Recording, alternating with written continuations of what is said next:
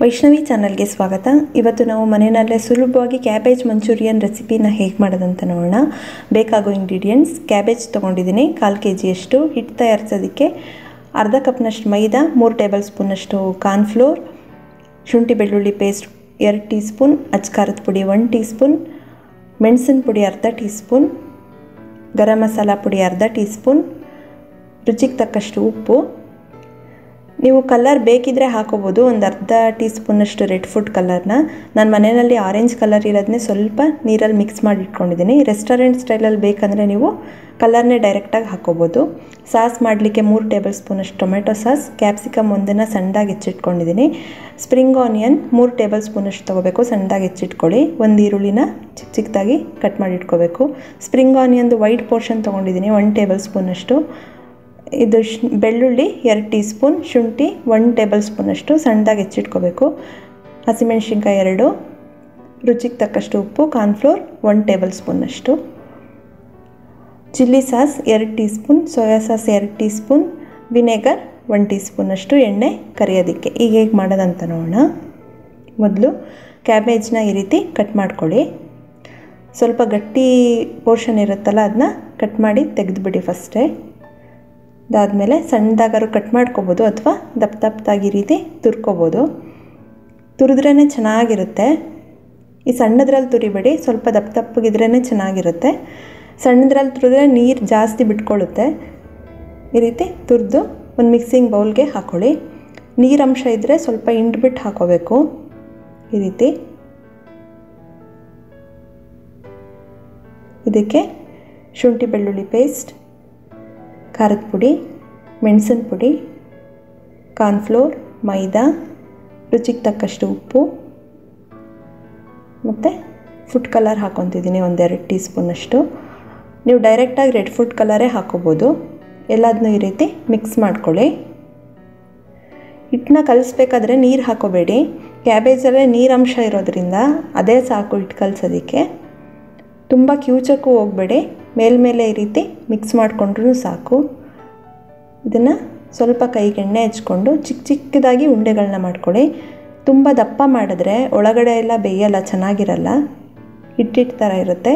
ಈ ರೀತಿ ಸಣ್ಣ ಸಣ್ಣದಾಗಿ ಉಂಡೆಗಳನ್ನ ಮಾಡ್ಕೊಳ್ಳಿ. ಈ ರೀತಿ ನೆಕ್ಸ್ಟ್ ಒಂದು ಪ್ಯಾನಲ್ಲಿ ಎಣ್ಣೆ ಬಿಸಿ ಮಾಡಿ, ಎಣ್ಣೆ ಕಾದಿದೆ ಅಂತ ಈ ರೀತಿ ನೋಡಿ. ಕಾದಿದ ಮೇಲೆ ಮೀಡಿಯಮ್ ಫ್ಲೇಮ್ನಲ್ಲೇ ಡೀಪ್ ಫ್ರೈ ಮಾಡ್ಕೋಬೇಕು. ಲೋ ಫ್ಲೇಮ್ನಲ್ಲಿ ಮಾಡಿದ್ರೆ ಎಣ್ಣೆ ಕುಡಿಯುತ್ತೆ, ಹೈ ಫ್ಲೇಮ್ನಲ್ಲಿ ಇಟ್ಟರೆ ಬೇಗ ಒತ್ತೋಗುತ್ತೆ. ಸೊ ಆದಷ್ಟು ಮೀಡಿಯಮ್ ಫ್ಲೇಮ್ನಲ್ಲೇ ಡೀಪ್ ಫ್ರೈ ಮಾಡ್ಕೊಳ್ಳಿ. ಈ ರೀತಿ ಗೋಲ್ಡನ್ ಬ್ರೌನ್ ಬಂದಮೇಲೆ ತೆಗೆದು ಟಿಶ್ಯೂ ಪೇಪರ್ಗೆ ಹಾಕಿ ಈ ರೀತಿ ಉಳಿದಿದ್ದನ್ನು ಇದೇ ರೀತಿ ಎಣ್ಣೆಯಲ್ಲಿ ಕರೆದಿಟ್ಕೊಳ್ಳಿ. ಒಂದು 1/4 kg ಕ್ಯಾಬೇಜ್ನಲ್ಲಿ ಸುಮಾರು 1-2 ಪ್ಲೇಟ್ ಅಷ್ಟಾಗುತ್ತೆ. ಕಾರ್ನ್ಫ್ಲೋರ್ಗೆ ಒಂದು 3 ಟೇಬಲ್ ಸ್ಪೂನಷ್ಟು ನೀರು ಹಾಕಿ ಮಿಕ್ಸ್ ಮಾಡಿ ಇಟ್ಕೋಬೇಕು. ಈ ರೀತಿ ನೆಕ್ಸ್ಟ್ ಒಂದು ಪ್ಯಾನ್ನಲ್ಲಿ 1-2 ಟೇಬಲ್ ಸ್ಪೂನಷ್ಟು ಎಣ್ಣೆನ ಬಿಸಿ ಮಾಡಿ, ಬಿಸಿ ಆದಮೇಲೆ ಬೆಳ್ಳುಳ್ಳಿ, ಶುಂಠಿ ಹಾಕಿ ಒಂದು 15 ಸೆಕೆಂಡ್ಸ್ ಅಷ್ಟು ಹುರ್ಕೋಬೇಕು. ಇದಕ್ಕೆ ಹಸಿಮೆಣಸಿನ್ಕಾಯಿ ಹಾಕ್ಕೊಳ್ಳಿ, ಹಂಗೆ ಈರುಳ್ಳಿನೂ ಹಾಕ್ಕೊಂಡು ಇದನ್ನು ಅಷ್ಟೇ ಒಂದು 15 ಸೆಕೆಂಡ್ಸ್ ಅಷ್ಟು ಹುರ್ಕೊಳ್ಳಿ. ಆದಷ್ಟು ಹೈ ಫ್ಲೇಮ್ನಲ್ಲೇ ಮಾಡಬೇಕು ಇದನ್ನು. ಇದಕ್ಕೆ ಸ್ಪ್ರಿಂಗ್ ಆನಿಯನ್ 2 ಟೇಬಲ್ ಸ್ಪೂನಷ್ಟು ಹಾಕಿ 1 ಟೇಬಲ್ ಸ್ಪೂನಷ್ಟು ಉಳಿಸ್ಕೊಳ್ಳಿ. ಇದಕ್ಕೆ ಕ್ಯಾಪ್ಸಿಕಮ್ ಮತ್ತು ವೈಟ್ ಪೋರ್ಷನ್ ಸ್ಪ್ರಿಂಗ್ ಆನಿಯನ್ದು ಹಾಕ್ಕೊಂಡು ಇದನ್ನು ಅಷ್ಟೇ ಒಂದು 15 ಸೆಕೆಂಡ್ಸ್ ಹುರ್ಕೊಳ್ಳಿ. ಇದಕ್ಕೊಂಚೂರು ಉಪ್ಪು ಹಾಕ್ಕೊಳ್ಳಿ ರುಚಿಗೆ ತಕ್ಕಷ್ಟು. ಸಾಸಲ್ಲೂ ಉಪ್ಪಿರುತ್ತೆ, ನೋಡಿ ಹಾಕ್ಕೋಬೇಕು.